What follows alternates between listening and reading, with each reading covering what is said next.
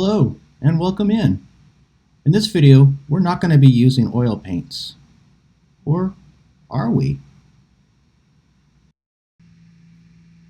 Our subject is the German World War I 21 centimeter mortar. It's from Takom. It's a lovely little kit. Up to this point, we've been using oil paints for the weathering, and it's got us a long ways and it's looking pretty good. But I'd like to push this kit a little further, get it over the edge, and for that, let's use some pigments.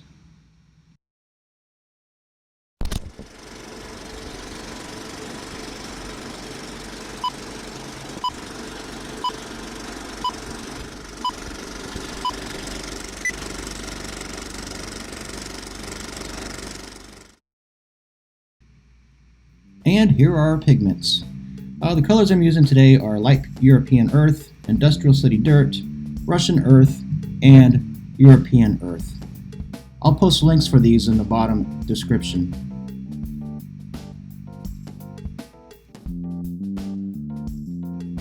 For a palette, I'll be using a super fancy lid from a jar.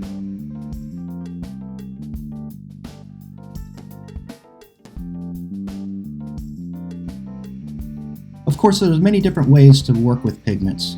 They can be applied dry, they can be applied using pigment fixers. What really comes down to is what you're comfortable with and the type of effect that you're looking to achieve from them. One method that I really enjoy using is to pre-mix my pigments in a small tray using odorless thinners and mix them to a consistency that's like a heavy paint. This way I can apply the pigments using a brush and then they can be blended, almost like using paints.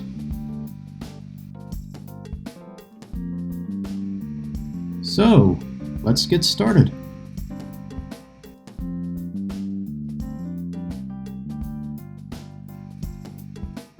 You may have noticed that as I laid out my colors on the palette, I started with a light and worked my way around to the darker colors.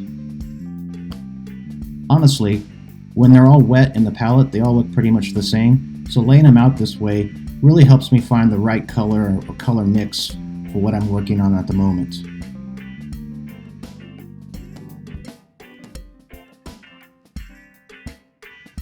The density or the opacity of the pigments I can control by the amount of thinner that I use as I mix my pigments. In some cases it will be very thin, almost like dirty water, and at other times I'll really load up the brush with the pigments and get some grit and some density to the application. In either case, having the pigments wet and applying them with a smaller sized brush really gives me a lot of control on where and how much pigment I apply to any particular area. It's also worth noting that I generally follow the same principle as using oil paints, beginning with the lighter colors and then working my way towards the darker colors, so dust towards mud. Well, this doesn't look right. Often when you apply pigments wet, especially at the early stages, it can leave behind brush marks or tide marks, but don't worry about it. Luckily, there's an easy fix. Just using this old brush, I can lightly feather and blend away those ugly edges. Notice how, as I feather the stains, I'm brushing the pigment into the crevices. This helps the pigments settle into those areas where dirt would normally accumulate.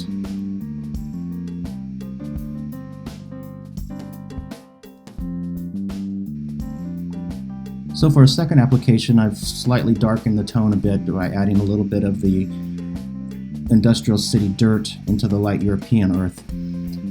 Same process, but this time I'm basically going over the same areas, but in a more limited or tight manner, where I'd already laid down the foundations using the light European. Keep in mind that a lot of the heavy lifting in terms of weathering has already been done by the oil paints that I did earlier. So a lot of this with the pigments right now is nothing more than just really almost like filters. We're just adding a little bit of tint and tone and texture to what is already on the surface. So very translucent paints, if you will, is kind of what we're working on here.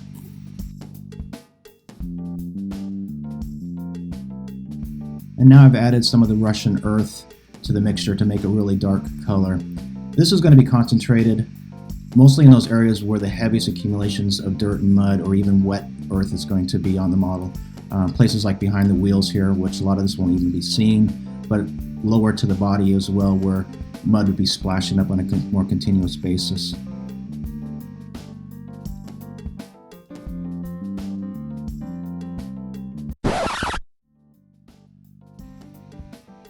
Oil paints? What are they doing here? I thought this was a pigment episode. Well, here's where the oils and the pigments come together.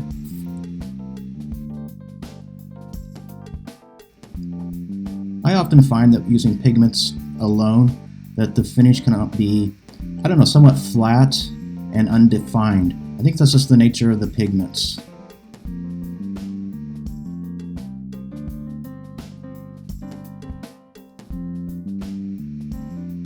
One solution I've come up with is to use the pigments in combination with the oil paints to regain some of that definition and the vibrancies and the shadowing that you lose as you apply pigments over your previous work.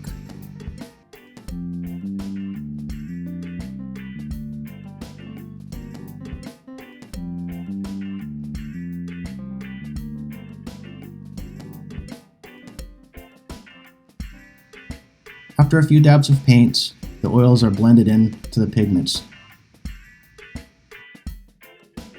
These are soft dabbing motions. You don't want to disturb the pigments. You're just trying to blend the oils into the pigments, just to kind of feather them out and blend them in. As usual, working from the lighter colors to the darker colors.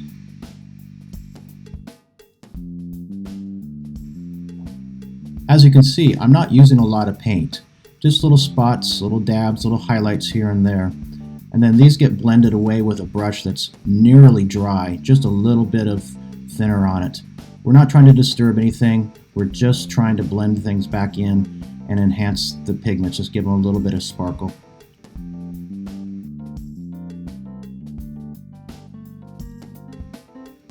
Oh yeah, that's nice. Just a little bit of dry mud going on there. Yeah, that's pretty.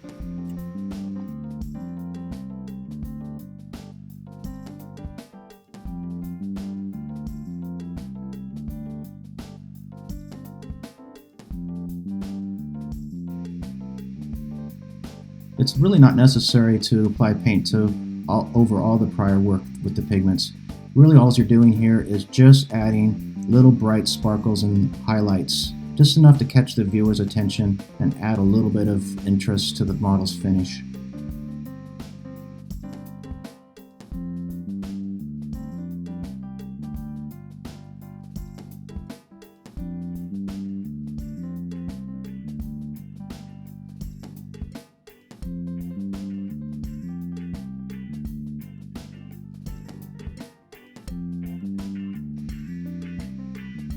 Turn the model over and do some work on the opposite side.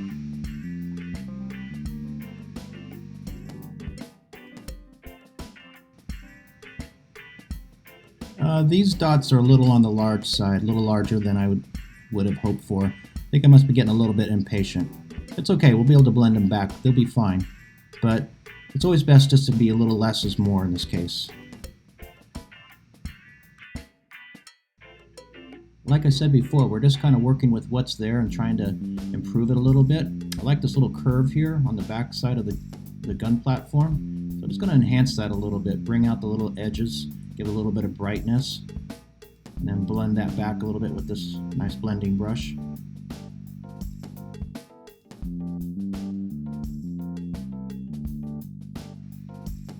The oils also allow you to reestablish some of the rain marks or streaking that might have been obscured through the application of the pigments.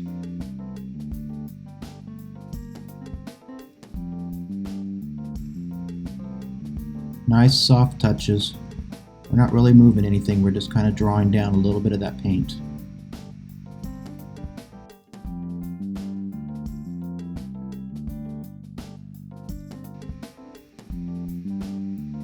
Moving on to the darkest color, the sepia. which is one of the same colors that we used when we did our oil weathering in the previous video.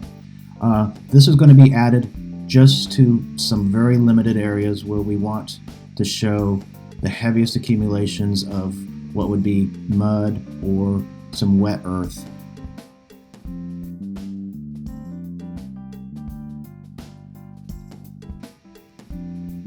This dark color also does a really good job of adding back those edge definitions as well. So it's a little bit of playing with reality and a little bit of playing with aesthetics here.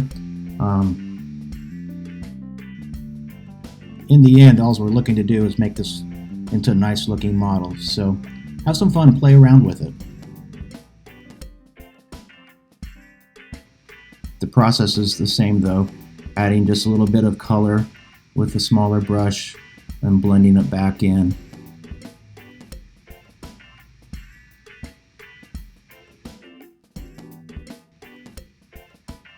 I should also mention that one of the benefits of using the oil paints in this manner over the pigments is that the oil paints become a fixer for the pigments.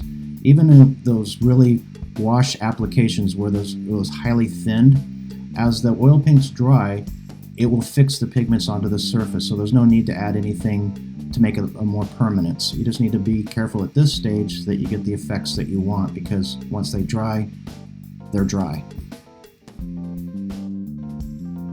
However, keep in mind that you're working with oils, so you have a really long working time with these.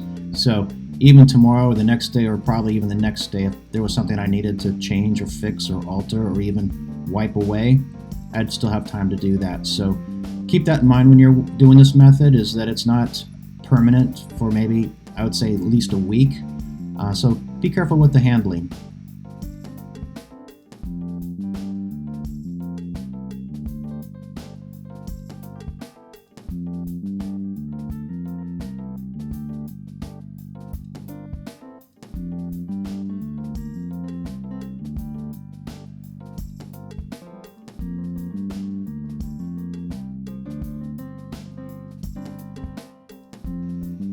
And again, just tapping it out with the blending brush just to get it all nice and feathered out and looking even.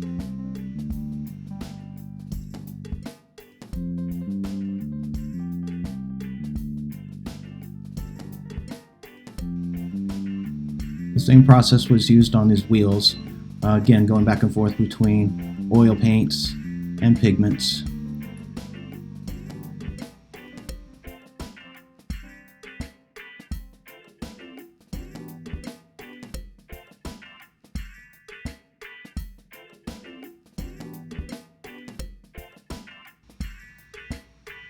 Went a little heavier with the oils on these wheels, as they're going to be pretty muddy and caked up. So these dabs of oils are pretty big, but they'll be blended away here. And as you see the final presentation, it all ties together very nicely.